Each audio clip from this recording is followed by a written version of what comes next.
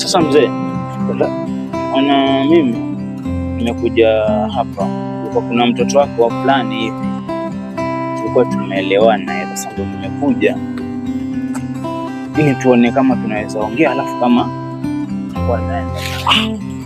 basi ndio jambo la maana ajabu hilo. Mtoto wangu unataka kumwoa?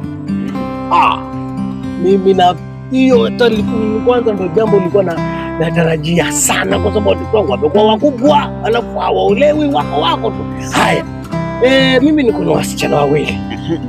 Sasa atakuwa ni yupi? Kuna msichana anaitwa Pendo hivi, mweupe hivi, kombo fulani hivi. Pendo? Mimi sina msichana anaitwa Pendo. Mimi sina msichana anaitwa Pendo. Mzee, tena ni hapa kweli wewe? Tena ni hapa ama ni hapa? Si wewe ndo mzee gereji? Mimi mzee gereji. Sasa mbona unaanza? Basi ni yupi huyo mtoto? Nikumbuka anaitwa Kanze. Sina mtoto anaitwa Kanze hapa. Hata nilipiga naye picha jana. Huyu hapa mzee huyu. Ngoja nikuonyeshe. Huyu. Sasa huyu si mtoto wangu kabisa, huyu si mtoto wangu. Nimekuambia wewe wanifananisha, si hapa. Huyu si mtoto wangu. Lakini si hapa ndo kwa mzee. Au si mtoto wangu. Huyu ni ex wangu kweli huyu.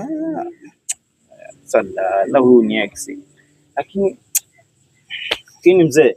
Lakini si wewe sikia, fanya hivi. Ondoka hapa kwa sababu wataka kunikoroga. Yaani kila watoto wasichana wanaonyesha sio wasichana, nakwambia si hapa na umechacha. Ondoka. Nenda kwenu. Nenda kwenu. Baba Kakazo. Mimi sina mtoto anaitwa Kazo. Umesikia? Haya, nenda kwenu. Hiyo ndio shida hiyo ya kuwa na